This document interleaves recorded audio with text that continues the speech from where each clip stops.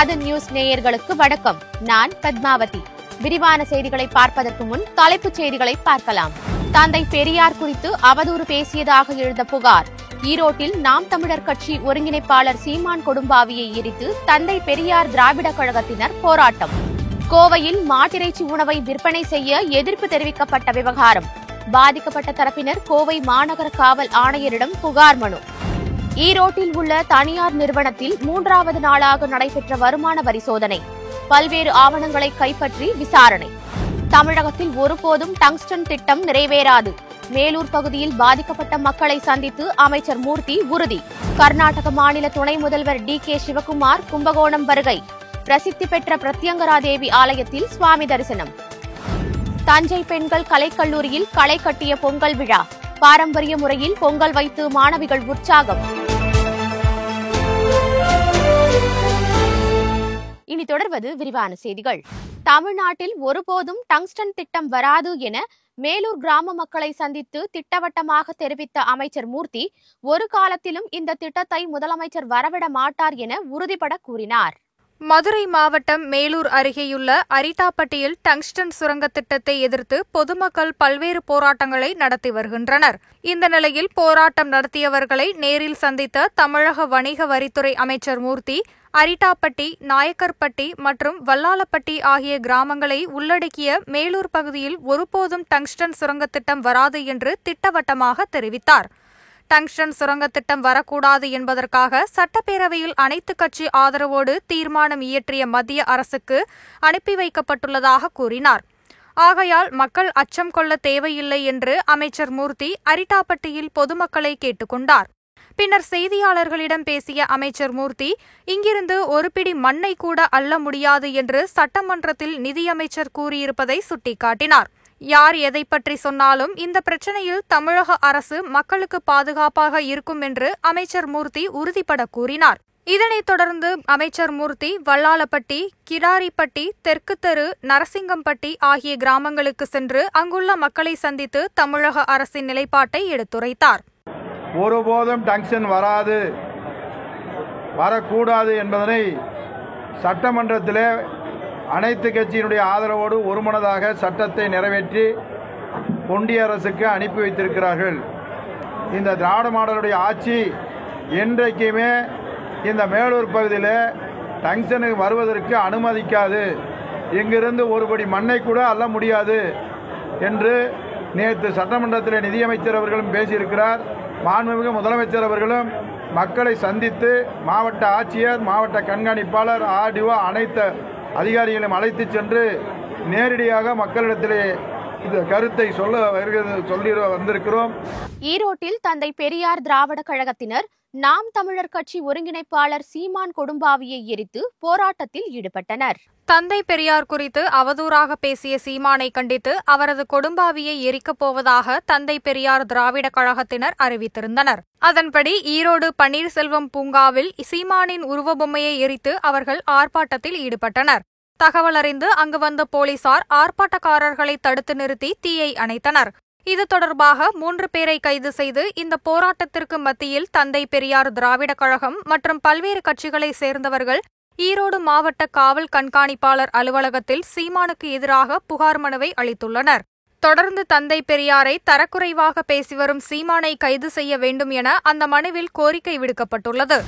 கர்நாடக துணை முதல்வர் DK சிவக்குமார் தஞ்சை மாவட்டம் ஐயாவாடி கோவிலில் சுவாமி தரிசனம் செய்தார். தஞ்சாவூர் மாவட்டம் கும்பகோணம் அருகே பிரசித்தி பெற்ற ஐயவாடி ஸ்ரீ பிரத்யங்கிரா தேவி கோவிலுக்கு கர்நாடக துணை முதல்வர் DK சிவக்குமார் இன்று வருகை தந்தார்.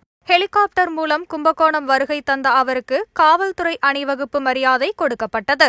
பின்னர் ஸ்ரீ பிரத்யங்கிரா தேவி கோவிலுக்கு சென்று வழிபாடு நடத்தினார். கும்பகோணம் மாவட்ட ஆட்சியர் ஹிர்தியா விஜயன், மேயர் சரவணன் மற்றும் உள்ளூர் காங்கிரஸ் கட்சி பிரமுகர்கள் பலரும் கர்நாடக துணை முதல்வரை வரவேற்றனர். ஈரோட்டில் உள்ள ஒரு தனியார் நிறுவனத்தில் 3வது நாளாக வருமான வரித்துறையினர் சோதனை மேற்கொண்டனர். ஈரோடு மாவட்டம் அந்தியூர் அருகே உள்ள பூனாச்சி பகுதியில் செயல்பட்டு வரும் வெற்றிவேல் மற்றும் ராமலிங்கம் ஆகியோரின் மரவள்ளிக்கிழங்கு அரவை ஆலையிலிருந்து ஸ்டார்ச் தயாரிக்கும் நிறுவனம் செயல்பட்டு வருகிறது. இந்த நிறுவனத்தில் வருமான வரித்துறை அதிகாரிகள் 3வது நாளாக சோதனையில் ஈடுபட்டனர். கடந்த 7ஆம் தேதி நேற்று காலை தொடங்கிய இந்த சோதனை தொடர்ந்து 3வது நாளாக நடைபெற்றது. 2 கார்களில் வந்த வருமான வரித்துறை அதிகாரிகள் போலீஸ் பாதுகாப்புடன் அரவை ஆலையில் உள்ள ஆவணங்களை கைப்பற்றி சோதனையில் ஈடுபட்டனர். மயிலாடுதுறையில் பல்லாயிரக்கணக்கான ஏக்கரில் அறுவடைக்கு தயாராக இருந்த சம்பா நெற்பயிர்கள் புகையான் பூச்சி தாக்கி கருகியதால் விவசாயிகள் வேதனை அடைந்துள்ளனர். மயிலாடுதுறை மாவட்டம் தரகம்பாடி பகுதிக்குட்பட்ட செம்மனார் கோவில் மற்றும் அதன் சுற்றுவட்டார பகுதிகளில் நடப்பு சம்பா பருவத்தில் 1,80,000 ஏக்கரில் விவசாயிகள் நெல் சாகுபடி செய்துள்ளனர். மாவட்டம் முழுவதிலும் சம்பா பயிர் தற்போது அறுவடைக்கு தயாராகி வருகிறது. இந்த சூழலில் தொடர் மழை மற்றும் பனிப்பொழிவு காரணமாக நெற்பயிர்களில் புகையான் பூச்சி தாக்குதல் அதிகரித்துள்ளதாக கூறப்படுகிறது. இதனால் அறுவடைக்கு தயாரான நெற்பயிர்கள் கருகி வருவதாக விவசாயிகள் வேதனை தெரிவித்துள்ளனர். இதுவரையில் சுமார் 5,000 ஏக்கருக்கு மேல் நெற்பயிர்கள் கருகியதால் தங்கள் வாழ்வாதாரம் கேள்விக்குறியாகி உள்ளதாக விவசாயிகள் கவலை தெரிவித்தனர். வேளாண்மை துறை அதிகாரிகள் நேரில் ஆய்வு செய்து புகையான் பூச்சி தாக்குதலை கட்டுப்படுத்த நடவடிக்கை எடுப்பதோடு பாதிக்கப்பட்ட நெற்பயிர்களுக்கு உரிய இழப்பீடு மற்றும் பயிர் காப்பீடு நிவாரணம் வழங்க வேண்டும் என விவசாயிகள் கோரிக்கை விடுத்துள்ளனர். துபாயில் நடைபெற்ற கார் பந்தய பயிற்சியின் போது விபத்தில் சிக்கிய நடிகர் அஜித்குமார் மீண்டும் தனது பயிற்சியை தொடங்கியிருக்கிறார்.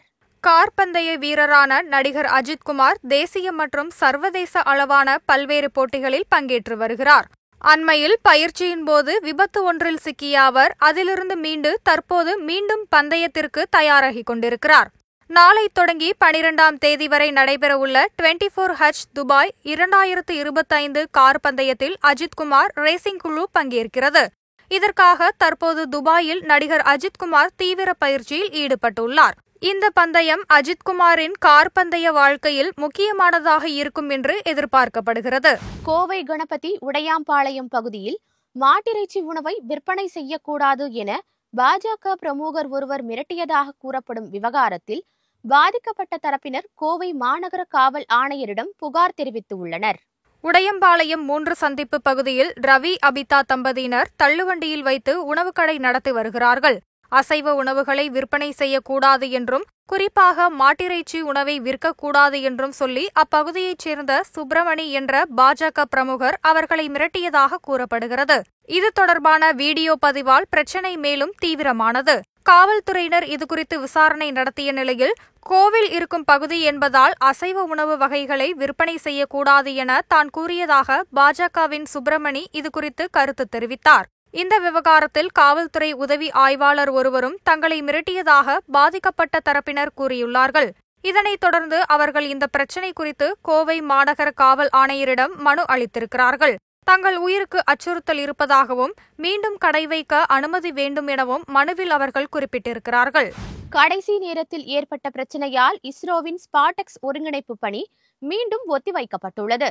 விண்வெளியில் சர்வதேச ஆய்வு மையம் அமைக்கப்பட்டிருப்பது போல் இந்தியாவும் தனக்கென தனியாக ஒரு விண்வெளி மையத்தை அமைக்கும் முயற்சியில் இறங்கியிருக்கிறது. இதன் ஒரு பகுதியாக கடந்த ஆண்டு இறுதியில் PSLV-C60 ராக்கெட் மூலம் ஸ்பாடெக்ஸ் திட்டத்தின் கீழ் 2 செயற்கைக்கோள்கள் விண்ணில் செலுத்தப்பட்டன. தனித்து இயங்கும் இந்த 2 செயற்கைக்கோள்களையும் ஒன்றாக இணைக்கும் பணியில் இஸ்ரோ தீவிரமாக இறங்கியிருக்கிறது. இதற்கான முயற்சி ஏற்கனவே தோல்வியில் முடிந்த நிலையில் மீண்டும் அந்த முயற்சி கைவிடப்பட்டிருக்கிறது. 2 செயற்கைக்கோள்களும் இடையிலான தூரம் 225 மீட்டராக குறைக்கப்பட்டு இருக்கும் நிலையில் அவற்றை இணைக்கும் பணி ஒத்திவைக்கப்படுவதாக இஸ்ரோ அறிவித்துள்ளது. இத்துடன் ஆதன் செய்திகள் நிறைவடைகின்றன. வணக்கம்.